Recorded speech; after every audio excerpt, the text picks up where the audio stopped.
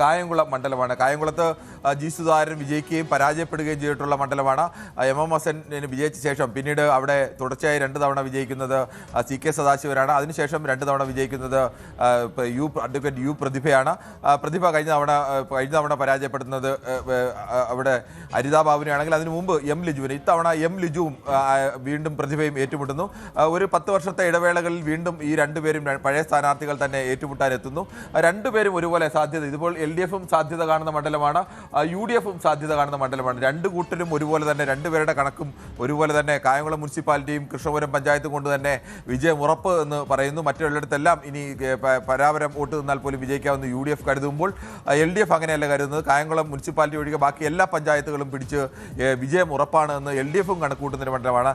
കായംകുളത്തിൻ്റെ ഒരു അവസ്ഥ എങ്ങനെയായിരിക്കും?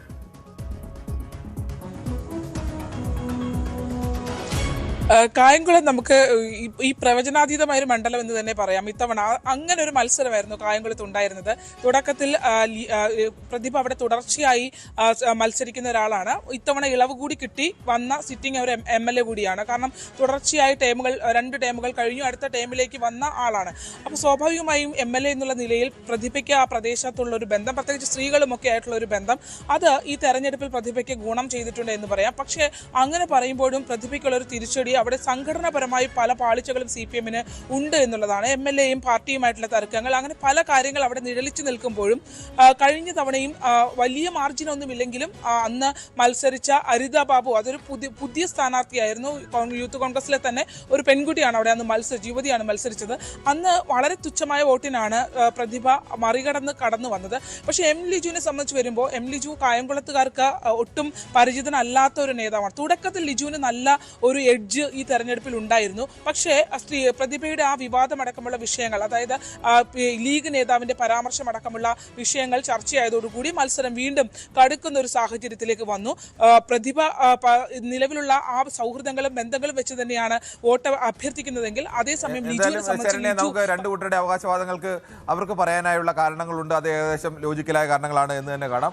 നമുക്കിനി അരൂരിലേക്കാണ് അടുത്തത് എത്തേണ്ടത്. അരൂര് KR ഗൗരിയമ്മയെ പോലെ കേരളം കണ്ട ഏറ്റവും വലിയൊരു നേതാവിനെ 6 തവണ വിജയിപ്പിക്കുകയും 7ാം തവണ പരാജയം AM ആരിഫിനോട് പരാജയപ്പെടുകയും എല്ലാം ചെയ്ത ഒരു മണ്ഡലമാണ്. അവിടെ ദലീമയും സിറ്റിംഗ് MLA ദലീമയും അതോടൊപ്പം തന്നെ ഷാനിമോൾ ഉസ്മാൻ അവിടെ നിന്ന് വിജയിക്കുകയും പരാജയപ്പെടുകയും ചെയ്തതാണ് അവിടുത്തെ മത്സരത്തെ. അവിടെയും രണ്ടു കൂട്ടരും ഒരുപോലെ അരൂരിനെ സാധ്യതയായി കാണുന്നു. രണ്ടു കൂട്ടരും LDFും UDFും ഒരുപോലെ.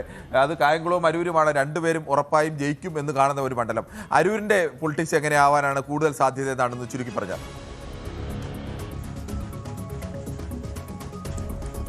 കായംകുളത്തിന് കുറച്ചുകൂടെ ഒരു LDF എഡ്ജ് ഉണ്ടെങ്കിൽ അരൂരേക്ക് പോകുമ്പോൾ അത് കുറവാണെന്ന് തന്നെ നമുക്ക് പറയാം. കാരണം കായംകുളത്ത് 6000 വോട്ടിന് ജയിക്കും എന്നുള്ളൊരു കണക്കൂട്ടിലാണ് LDFന് ഇപ്പോൾ ഉള്ളത്.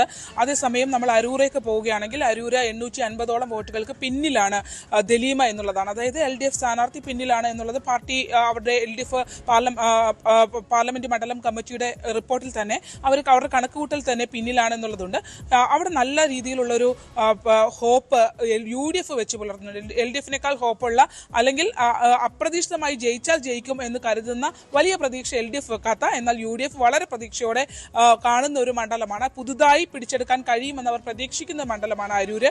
കാരണം ഇത്തവണ നല്ല കടുത്ത മത്സരമായിരുന്നു. പെരുമ്പളം പാലം ഉൾപ്പെടെയുള്ള വികസനങ്ങൾ വന്നെങ്കിൽ പോലും അതിനും അപ്പുറത്തേക്ക് മറ്റു ചില പ്രശ്നങ്ങൾ, അതായത് MLA എന്നുള്ള രീതിയിലുള്ള പെർഫോമൻസ് ഒക്കെ അളക്കപ്പെട്ടൊരു മത്സരം കൂടിയാണ്. ഷാനിമോൾ ഉസ്മാന് കുറച്ചുകൂടി ഒരു അവിടെ ഇത്തവണ ഒരു കോൺഗ്രസ് അനുകൂല ഒരു തരംഗം ചെറിയ തോതിലെങ്കിലും ഉണ്ടായിട്ടുണ്ട്. UDF ഒരുപോലെ തന്നെ പ്രാധാന്യം കാണുന്ന അല്ലെങ്കിൽ സാധ്യത കൽപ്പിക്കുന്ന ഒരു മണ്ഡലം തന്നെയാണ് അരൂര്.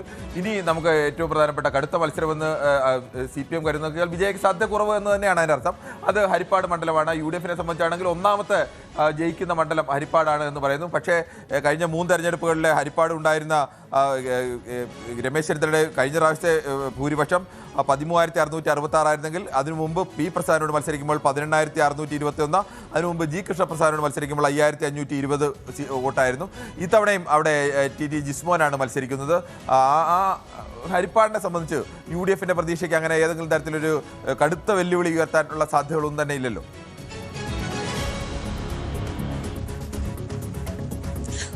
നിലവിലില്ല എന്ന് തന്നെ നമുക്ക് പറയാം. രമേശ് ചെന്നിത്തലയ്ക്ക് തന്നെയാണ് അവിടെ വിജയ സാധ്യതയുള്ളത്. പക്ഷേ ഹരിപ്പാട് ഇത്തവണ ശക്തമായ ഒരു ത്രികോണ മത്സരത്തിന് വേദിയായി എന്നുള്ളത് നമ്മൾ ശ്രദ്ധിക്കേണ്ടതാണ്. കാരണം സന്ദീപ് വാചസ്പതി ആയിരുന്നു NDA സ്ഥാനാർത്ഥിയായി BJP സ്ഥാനാർത്ഥിയായി അവിടേക്ക് കടന്നു വന്നത്. മുതുകുളം അടക്കമുള്ള മേഖലകളിലൊക്കെ വലിയ സ്വാധീനം, പ്രത്യേകിച്ച് തീരദേശ മേഖല, അതായത് നമ്മൾ തൃക്കുന്നപ്പുഴ മുതൽ അങ്ങ് വലിയഴിക്കൽ വരെയുള്ള തീരദേശ മേഖലകളിൽ വലിയ രീതിയിൽ BJPക്ക് ഒരു ഇൻവോൾവ്മെന്റ് ഉണ്ടാക്കാൻ കഴിഞ്ഞ ഒരു തെരഞ്ഞെടുപ്പ്. അത് കഴിഞ്ഞ പാർലമെന്റ് തെരഞ്ഞെടുപ്പ് അത് പ്രത്യക്ഷമാണ്.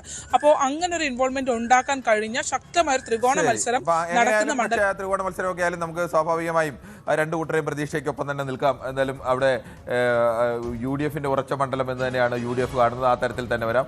ഇനി നമുക്ക് ഏറ്റവും പ്രധാനപ്പെട്ട മണ്ഡലം അമ്പലപ്പുഴയാണ്.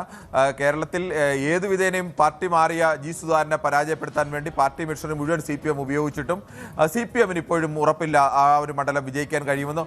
UDF പക്ഷേ അവരുടെ ഉറച്ച സീറ്റായി തന്നെയാണ് അമ്പലപ്പുഴയെ കാണുന്നത്. അമ്പലപ്പുഴ ഉറപ്പായും ജയിക്കുമെന്ന് പറയുന്നു. എന്താണ് അതിലേതെങ്കിലും തരത്തിൽ മാറ്റമുണ്ടാവാനുള്ള സാധ്യത എങ്ങനെയെങ്കിലും കാണുന്നുണ്ടോ?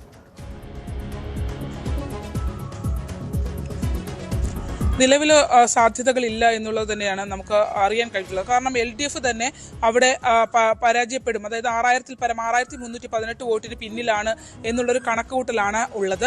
അതിനപ്പുറത്തേക്ക് ന്യൂനപക്ഷ വിഭാഗങ്ങൾ മറ്റുള്ള ഇപ്പോൾ ആലപ്പുഴ മണ്ഡലത്തിലടക്കം ന്യൂനപക്ഷ വിഭാഗങ്ങൾ LDFനെ, പ്രത്യേകിച്ച് SDPI LDFനെ പിന്തുണയ്ക്കുന്ന ഒരു സാഹചര്യം ഉണ്ടായിരുന്നു. പക്ഷേ ആലപ്പുഴയിലേക്ക് വരുമ്പോൾ ആലപ്പുഴ മണ്ഡലത്തിൽ ജി സുധാകരൻ ആ വോട്ട് ഭിന്നിച്ചു പോകുന്ന ഒരു സാഹചര്യമാണ് ഉണ്ടായിട്ടുള്ളത്. അതുകൊണ്ട് തന്നെ ആലപ്പുഴ പ്രത്യേകിച്ച് ജി സുധാകരനെ സംബന്ധിച്ചിടത്തോളം ഈ സംവിധാനങ്ങളെ വോട്ടാക്കി അല്ലെങ്കിൽ ജി സുധാകരൻ LDF വിട്ടു പോകുന്ന ഘട്ടത്തിൽ അത് മറ്റൊരു തരത്തിലുള്ള വികാരമായി മാറുമെന്നൊക്കെ കരുതുമ്പോൾ പോലും അങ്ങനെയല്ല. ഒന്ന് ആലപ്പുഴയിൽ ഒരു തുടർഭരണം എന്നുള്ള, ആലപ്പുഴയിലെ CPM പ്രവർത്തകർക്കിടയിൽ തുടർഭരണം എന്നൊരു സാധ്യതയോട് അവർക്ക് വലിയ യോജിപ്പില്ല, മടുപ്പാണെന്ന് തന്നെ നമുക്ക് പറയാം. ഈ ആലപ്പുഴ ജില്ലയിലെ എല്ലാ മണ്ഡലങ്ങളിലും സംഭവിക്കാൻ പോകുന്ന ഒരു ഈ തെരഞ്ഞെടുപ്പ് കഴിഞ്ഞാൽ വരാൻ പോകുന്ന ഒരു ശ്രദ്ധേയമായ കണക്ക് LDFൽ നിന്ന് മറിഞ്ഞ വോട്ടുകളായിരിക്കും. കാരണം ഇത്തവണ തുടർഭരണത്തോട് വലിയ താല്പര്യമില്ലാത്ത രീതിയിലായിരുന്നു പ്രവർത്തകർ പോയത്. അതും ജി സുധാകരന് ഒരു പരിധിവരെ ഗുണം ചെയ്തിട്ടുണ്ട് എന്നുള്ളതാണ് അമ്പലപ്പുഴ മണ്ഡലത്തിൽ നമുക്ക് പറയാൻ കഴിഞ്ഞിട്ടുള്ളത്. അതിനപ്പുറത്തേക്ക് ജി സുധാകരൻ ഇത്രയും നാൾ തുടർച്ചയായി നിന്ന് അവിടെയും അവരുടെ രണ്ട് മുന്നണികളുടെയും സാധ്യത കൽപ്പിക്കുന്ന രീതിയിൽ തന്നെയായിരിക്കും നമുക്കും അതിനെ വിലയിരുത്താൻ കഴിയുക.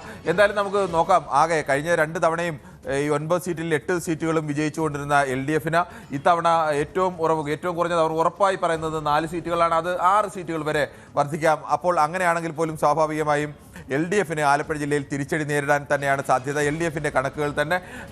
UDFനെ സംബന്ധിച്ച് ആലപ്പുഴ എന്ത് കിട്ടിയാലും അത് വലിയ വിജയമാണ്. ഹരിപ്പാട് എന്ന ഒറ്റ മണ്ഡലത്തിൽ കഴിഞ്ഞ 2 തവണയും ഒതുങ്ങി നിന്നിരുന്ന UDFന് ഇത്തവണ 3 സീറ്റ് ഉറപ്പിച്ച് കിട്ടും എന്ന് അവർ ഉറപ്പിച്ച് പറയുന്നു. 3 സീറ്റ് കൂടി അവർ സാധ്യത കാണുന്നു. അപ്പോൾ 3 മുതൽ 6 വരെ സീറ്റുകൾ UDF പ്രതീക്ഷ വെക്കുമ്പോൾ 4 മുതൽ 6 വരെ സീറ്റുകളാണ് 7 വരെ സീറ്റുകളാണ് LDF പ്രതീക്ഷ വെക്കുന്നത്. എന്തായാലും കഴിഞ്ഞ തവണ LDFനുണ്ടായിരുന്ന ഒരു വലിയ മേൽക്കൈയിൽ കുറവുണ്ടാകുന്നു എന്ന് തന്നെയാണ്. അത് എത്രത്തോളം വലിയ ആഘാതം ഏൽപ്പിക്കാൻ കഴിയും എന്നുള്ളത് UDFന്റെ പ്രകടനം പോലെയായിരിക്കും. UDFന് അത്തരം ഒരു പ്രകടനം കാഴ്ചവെക്കാൻ കഴിഞ്ഞാൽ സ്വാഭാവികമായും നമ്മൾ ഇന്നലെ കൊല്ലം പരിശോധിച്ചതുപോലെ, തിരുവനന്തപുരം കഴിഞ്ഞ ദിവസം പരിശോധിച്ചതുപോലെ ഈ മണ്ഡലങ്ങളിലൊക്കെ ഈ 3 ജില്ലകളുടെയും ഏറ്റവും പ്രധാനപ്പെട്ട പ്രത്യേകത ഈ 3 ജില്ലകളിലും കൂടി ആകെ 4 MLAമാർ മാത്രമായിരുന്നു ഉണ്ടായിരുന്നത് UDFന്. ആ സ്ഥാനത്ത് നിന്നാണ് ഓരോ ജില്ലകളിലും 4ഉം 5ഉം MLAമാർ എന്ന അവസ്ഥയിലേക്ക് UDF ഇപ്പോൾ പ്രതീക്ഷ വർദ്ധിപ്പിക്കുന്നത്. എന്തായാലും തെരഞ്ഞെടുപ്പിന്റെ വോട്ടെണ്ണലിന് ശേഷം മാത്രമേ നമുക്ക് കൃത്യമായ ഫലം അറിയാൻ കഴിയൂ. കൂടുതൽ വാർത്തകൾക്ക് News 18 Keralam YouTube channel subscribe ചെയ്യുക.